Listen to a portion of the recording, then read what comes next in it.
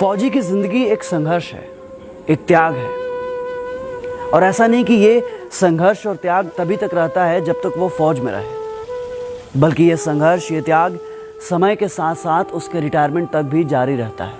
हम बात कर रहे हैं उन रिटायर्ड फौजियों के बारे में जिन्हें सरहद पर एडजस्ट करने के बाद समाज में एडजस्ट करना एक जंग जैसा ही है, जिन्हें समाज शाबाशी तो देता है लेकिन साथ नहीं देता। एक ऐसी अनसुनी आवाज जो दशकों के बाद दब के रह जाती है गांव के किसी कोने में और सिमट के रह जाती है वोटर लिस्ट के पन्नों में। जब 18 से 19 साल का फौजी फौज ज्वाइन करता है ना, तो वो बिछड़ जाता है अपने समाज से, अपनी मिट्टी से, अपने गांव से, अपने आंगन से। और गांव भले अपने फौजी को भूल जाए, लेकिन एक फौजी अपने गांव को कभी नहीं भूलता। साल के हर 30 त्योहार याद दिलाते हैं कि फौजियों के भी होली और दिवाली आता है, लेकिन वो समय के साथ सब छोड़ देता है। होली, दशहरा, दिवाली, वो छोड़ देता है अपना समाज, अपनी जवानी, अपना बचपन, अपने सपने, और उन्हीं सपनों और अपनों के बीच छोड़ देता है एक आम जीवन, क्योंकि उनके रगों में खून नहीं देशभक्ति दौड़ती है। लेकिन वही 40 साल का फौजी जब रिटायर होकर वापस घर आता है तो वो दुनिया से कट चुका होता है। वो सोशली कट ऑफ हो जाता है समाज से। वो समझ ही नहीं पाता सर्विस और रिटायर के बीच के गैप को। वो पाटने की कोशिश करता है इस खाई को। वो जोड़ना चाहता है दिल और दिमाग को। वो फिर से पुराने लम्हों को जीना चाहता है। वो सींचना चाहता है अपने खून और पसीने से अपनी मिट्टी और खेत को। लेकिन ये समाज, ये दुनिया उसके जज्बातों का मजाक बनाती है। उसके भावनाओं को पागलपन करार दिया जाता है। लेकिन एक फौजी फौजी होता है। उसको खुद पे भरोसा होता है। उसे पता होता है कि वो जो कर रहा है सही है।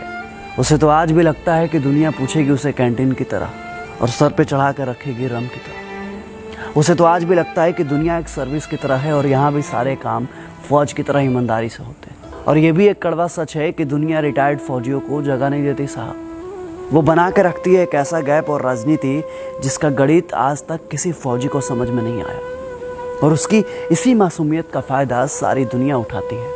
पता है, जब दुनिया सो रही होती है नींद की आगोश में, तो वो तड़के सुबह उठ जाता है गाय भैंस को चारा डालने के लिए और निकल जाता है दूर कहीं गांव में टहलने के लिए। अब गांव में उसके कोई साथी संगाती नहीं होते हैं। वो बिल्कुल अकेला होता है कई जनों के बीच में, एक अजनबी की तरह, या यूँ कहें कि एक परदेसी की तरह। फिर वो बनाता है गांव के बच्चों को अपना साथी और काटता है उनके साथ रिटायरमेंट के बाद की बची हुई जिंदगी। वह सुनाता है बच्चों को उन्हें फौज और फौजियों के किस्से और दिखाता है उन्हें जमीन और लड़ाइयों के हिस्से। वो बांटता है अपना दुख दर्द और खोजता है उन पलों में अपना पल, क्योंकि फौजी अपने किस्से कहानियों को बार बार जीता है। एक फौजी अपने सिस्टम में इतना ट्रेंड होता है कि वो किसी भी मिट्टी, किसी भी मौसम में खुद को ढालने की क्षमता रखता है। लेकिन न जाने हमारे समाज की ऐसी मानसिकता क्यों है कि रिटायरमेंट के बाद एक फौजी को सिक्योरिटी गार्ड से ज़्यादा काबिल समझा ही नहीं जाता। कभी ओसारे में बैठ उन रिटायर फौजियों को देखिए और उनकी आंखों से छलकते जीवन के संघर्ष को देखिए। ऐसा लगता है कि बचपन की उम्र में रिटायर वो फौजी अभी भी वो अपना बचपन ढूंढ रहा है। वो देख रहा होता है कि शायद अभी भी रेलवे स्टेशन पर कोई घर से आ जाए और पूछे उसका हाल और देश दुनिया का समाचार। लेकिन सच्चाई भी है ये दोस्त कि रिटायरमेंट के साथ ही दुनिया की इंसानियत भी रिटायर हो जाती है। जब तक वो बैरक में रहता है तब तक उससे किसी को कोई दिक्कत नहीं होता। लेकिन फौजी जैसे रिटायरमेंट के बाद वापस घर आता है तो कभी कभी उसके खुद के बच्चे भी डांट देते हैं कि क्या पापा, सुबह सुबह खटर पटर क्यों करते रहते हैं?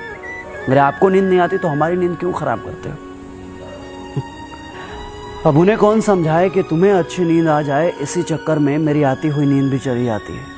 फिर मैं इस कोशिश में कामयाब हो जाता हूँ कि तुम्हें मेरी परेशानियों का एहसास नहीं है। आवाज़ कड़क हो इसका मतलब ये नहीं है कि दिल मोम का नहीं हो। पर यह ज़माना कैसे समझ पाएगा कि फौजी की सुबह के खटर पटर में फौजी अपने फौज की ज़िंदगी की खनक को ढूंढना चाहता है।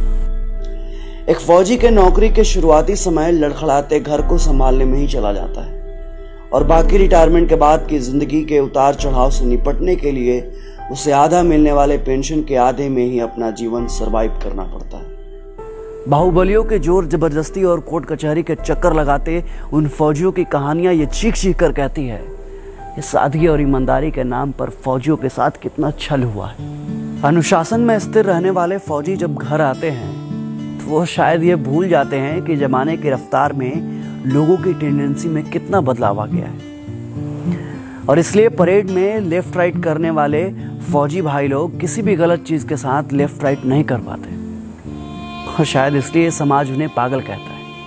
हाँ, फौजी लोग ना पागल होता है, और उनके पागलपन का अंदाज आप नहीं लगा सकते, क्योंकि वो उनका पागलपन ही है जो कठिन से कठिन परिस्थितियों में भी वो कभी दो तरफा नहीं सोचते। और ये पागलपन और जुनून चाहिए एक फौजी को, क्योंकि सियाचिन, द्रास और कार्निक जैसे जगहों पर आम इंसान नहीं बल्कि एक जुनूनी फौजी ही सरवाइव कर पाता है।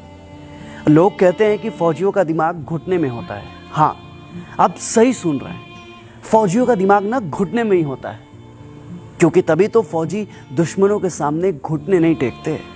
और एक बात और, ज़्यादा दिमाग वाले लोग ना सिर्फ मच्छरदानी ही संभाल सकते हैं, दुश्मन का मोर्चा नहीं।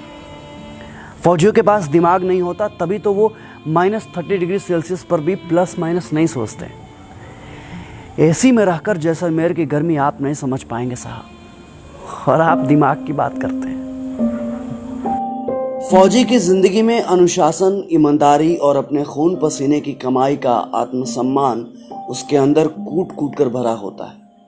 उसकी पाई पाई में सियाचिन की सर्दी और जैसलमेर की गर्मी का कतरा कतरा मौजूद होता है। सर्विस से डिस्चार्ज होने के बाद जब वो अपने पैसे को सही समय और सही जगह पर खर्च करता है तो लोग उसे कंजूस कहकर उसके पसीने का मजाक उड़ाते हैं। जब वो किसी ऑफिस में घुसकर बाबू लोगों से घूस लेने का विरोध करता है तो लोग उसे बेवकूफ समझते हैं, लेकिन लोग जब अपने गिरेबान में झांक कर देखेंगे ना, तब उन्हें मालूम चलेगा कि असल में बेवकूफ कौन है।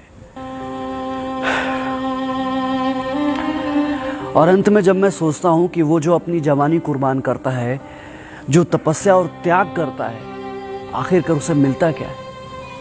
बस थोड़ा सा रिस्पेक्ट और थोड़ी सी पेंशन, जिसे पाने के लिए वो बैंक के लाइन में घंटों खड़ा होता है सोच बुध खोकर। वो एक सर्विसमैन का कोटा, वो कैंटीन की बातें जहां वो 4 पैसे बचाने के लिए पूरे दिन एक पैर पर खड़ा होता है। वो ट्रेन के दरवाजे के बगल में खड़ा वेटिंग लिस्ट वाला फौजी, जिसका फोटो जनता तो खूब शेयर करती है, लेकिन कोई उसके साथ सीट शेयर नहीं करता। कहते हैं ना दोस्त कि जिंदगी को कम समय में जीना हो तो फौजी बनिए, क्योंकि देश के लिए दीवानापन दिल से फौजी बनने के बाद ही आता है। बातें तो खूब होती है 15 अगस्त और 26 जनवरी के दिन। लोगों में देशभक्ति का ज्वार उठता है जो कुछ ही दिन बाद भाटा की तरह शांत हो जाता है। समाज में फौजी होना एक गर्व का विषय है, पर खुद के लिए क्या, ये फौजी अंत तक नहीं समझ पाता। फौजी ना सब समझने की कोशिश करते हैं, लेकिन ये समाज उनको कब समझेगा? कब समझेंगे लोग उनकी भावनाओं को, उनके जज्बातों को, उनके द्वारा किए गए उनके जीवन में त्याग और तपस्या को? कब समझेंगे उनकी मेहनत को, उनकी ईमानदारी को? क्या उसकी कारगिल और कुपवाड़ा की कहानियां सिर्फ कहानियां बनकर रह जाएंगी? एक फौजी के लिए फौज और जिंदगी दोनों एक ही बात है। फिर समाज के लिए फौज और फौजी दो अलग अलग हैं, ऐसा क्यों? क्या समाज में फौजी की शून्यता है, या फिर फौजी समाज का हिस्सा ही नहीं है? फिर क्यों समाज में रिटायर्ड फौजियों के लिए जज्बातों की शून्यता है?